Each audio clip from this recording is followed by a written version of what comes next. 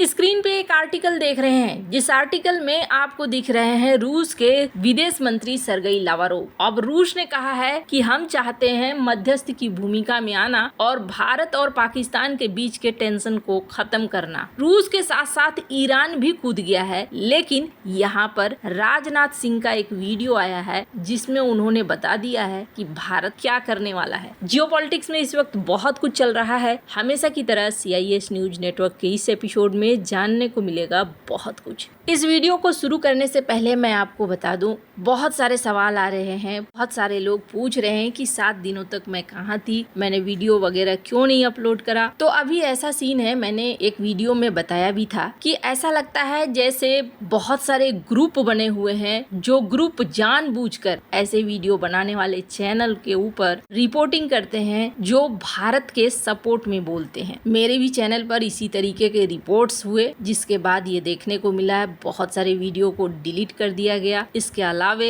रोक लगा दी गई। ये जो ग्रुप है ये जानबूझकर आते हैं और पूरी प्लानिंग के साथ आते हैं ताकि लोगों तक सच न पहुंचे। और जैसे जैसे ये हालात बढ़ेंगे ना, अगर जंग की नौबत आ जाती है तो ऐसी शक्तियां और ज्यादा हावी होंगी, लोगों तक गलत सूचनाएं पहुंचे, यही कोशिश करेंगी सही सूचनाएं न पहुंचे। और इसके लिए उन सारे माध्यमों को बंद कर दो जो सही सूचना को पहुंचाते हैं। अभी भी मुझे नहीं पता है कि ये चैनल कितने दिनों तक टिकेगा और कितने दिनों तक नहीं। जिस तरीके से लगातार हर कुछ दिन बाद कुछ न कुछ देखने को मिल रहा है। मैंने एक नया चैनल बनाया है जिसका लिंक डिस्क्रिप्शन में है। मैं चाहूंगी कि आप उस चैनल को भी सब्सक्राइब कर लें। जितने दिन मुझे यहाँ रोका गया मैंने वो वीडियोस वहाँ डाले हैं। और दूसरी बड़ी बात, किसी ने पूछा कि क्या मैं पाकिस्तानी हूँ? नहीं, भारतीय हूँ। मैंने वर्ल्ड मिरर में अपनी तस्वीर भी लगाई है और मेरा नाम आभा है। खैर, वर्ल्ड मिरर को जरूर सब्सक्राइब कर लें। अब अगर अभी की बात करें ना, भारत और पाकिस्तान के बीच में क्या चल रहा है, तो शुरुआत यहाँ पर हो गई है कि दूसरी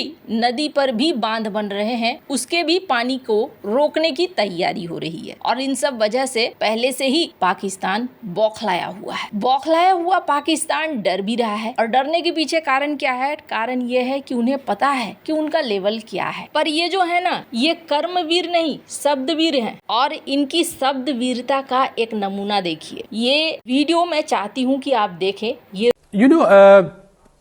the frenzy media of India and the irresponsible statements coming out from that side has compelled us, and there are some other leaked documents whereby it has been decided to strike certain areas of Pakistan. So that makes us to feel that this is going to happen and it's imminent.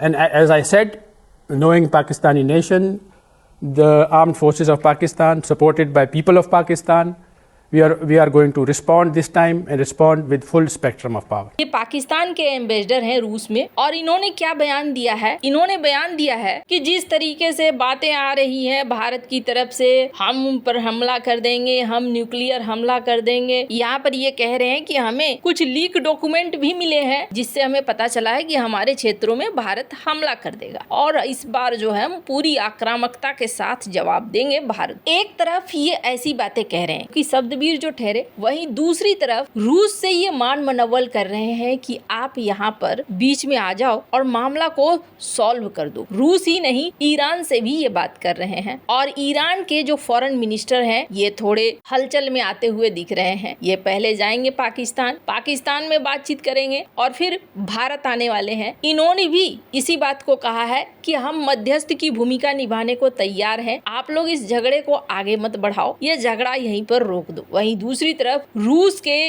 विदेश मंत्री Sergei लावारोव की तरफ से भी ये बयान आया है जिसमें ये कहा गया कि आप चाहे तो हम मध्यस्थ की भूमिका निभा सकते हैं और इस युद्ध को होने से रोक सकते हैं। आपको बता दूं 1965 में जब युद्ध हुआ था और लाल बहादुर शास्त्री ने बड़े ही जोरदार तरीके से जवाब दिया था और भारत ने काफी हिस्सा कब्जा भी लिया था। आपको बता दूं पाकिस्तान ने उस वक्त सोचा भी नहीं था कि भारत कुछ ऐसा कर देगा। वो तो ये सोच कर बैठा था कि 1962 है, भारत ने चाइना से हार मान ली। 1962 में भी अगर भारत ने अपनी पूरी क्षमता इस्तेमाल की होती ना तो चाइना से हार नहीं मिलती। 1965 का दौर अलग था और लाल बहादुर शास्त्री बैठे हुए थे और उन्होंने जिस तरीके से पूरी तरीके से इस्तेमाल करी अपनी ताकत, उसका नमूना देखने को मिला था। फिर जनवरी 1966 को ताशकंद में एक समझौता हुआ और उस समझौते के कुछ ही घंटे बाद लाल बहादुर शास्त्री की मृत्यु हो गई। अब इसको लेकर बहुत ही कहानियां हैं, बहुत ही रहस्यमयी चीजें हैं, बहुत सारी चीजें हैं जो निकल कर नहीं आई, लेकिन ऐसा माना जाता है कि वो जो समझौता था उस समझौते में चाइना,